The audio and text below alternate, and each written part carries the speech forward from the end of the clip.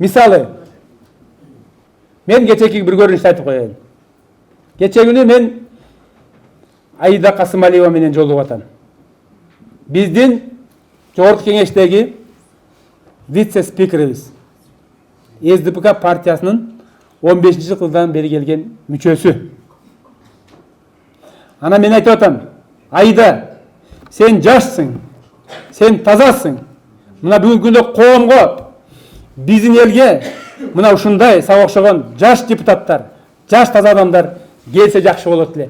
Биз бүгүндө 18 партиянын съездин чечимдери тазалануу жана жаңылануу деген ураа менен өткөн съездде мына биз ушуну күткөнбүз. Ушуну бүгүнкү күндө биздин эл, коом күтүп турат. Сага окшогондор бизге келиш керек десем, алар мага айтат, Сагынбек Үмүталиевич, мени дейт, көп болуп калды дейт, Биримдик партиясына жазып койгон дейт. Мен эмне кылышым керек дейт. Мен сүйүнүп, Биримдик партиянын, бийликтин партиясы дегенден мен ошол жака сүйүнүп барсам дейт.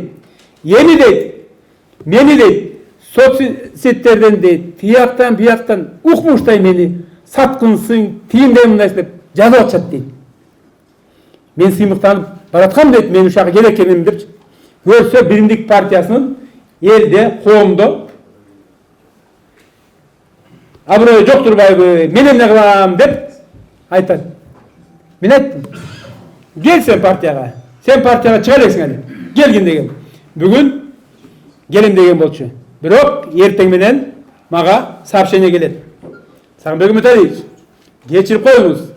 Мен келе албай калдым деп кат жазып жибериптир. Мына мен силерге бир эле мисалды келтирдим. Эми ушундай мисалдар толтура. Эми убагы келгенде ал сөз айтылып чыгат го дейм да. Бирок мен депутаттарга кирип атам. Биздин бир белгилүү, күчтүү депутаттарыбыздын бири мага колундагы 5-6 арызды интип көрсөтөт. Көрдүңүздөрбү?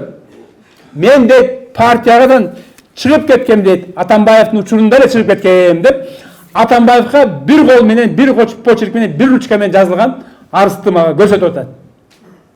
Кааласаң алып кетиңиз дейт. Кааласаңыз өзүңүз билиңиз дейт. Ана мен ошо кагазды алып карап заявление көрдүм, бар заявление көрүп чыктым. Анан алып калайын десем, мен де калсынчы деп, мына ушундай көрүнүштөр толтура. Кечеги эле биздин партиядан губернатор болгон, биз деп жүргөн, биздин квота менен губернатор болгон, бүгүн айтып атат, мен СДПК партиясынан эмесмин деп атат.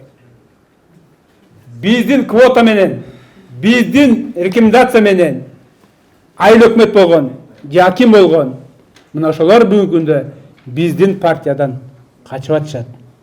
Алар силерге окшоп, бизге окшоп азап көрүп, партиянын оппозициясынын ысыгына сууна көнгөн эмес. Мына ошолор болуп атат. Бирок биз жаңа айтып кеткендей, биз президенттин партиясыбыз. Президент биз менен. Президентибиз биз менен.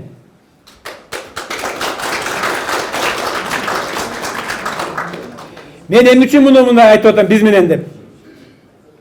Себеби мен президентти мен көрө элекмин. Мен сүйлөгөн сөзүн эмес, президентти бүгүнкү күндө кылган ишине баа берип, мен ошон үчүн айтып атам президент биз менен деп. Элдин арасында коомдо журналисттер суроо берет. Бир журналист мага келиптир. Сиз дейт, мени партияга алыңыз деп.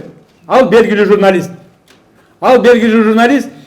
Мени партияны силерди укмуштай сын тагып, мындайча айтканда, шыбап жазып жүргөн киши болчу. Ошо келип мага айтат, Сагынбек Үмүталиевич, мен президенттин жолугушунда болдум. Мен президентке суроо бердим. СДПКнын тагдыры эмне болот десем, президент жооп берди дейт. Бүгүнкү СДПКда болуп аткан терс көрүнүш менин жүрөгүмдү оорутуп атат. Партия бир партиянын партиясы болбош керек. Бир кишинин партиясы болбош керек. Чөнтөк партиясы болбош керек. Мен ушул партиянын далай жакшылыктарын көрдүм деп жооп бериптир. Ошону угуп алып, убага келгенде мен айтам. Анан ошол айтат. Президент силер менен турбайбы? Мени партияга алыңыз деп арызын жазып кетти. Мына көрдүңүздөрбү?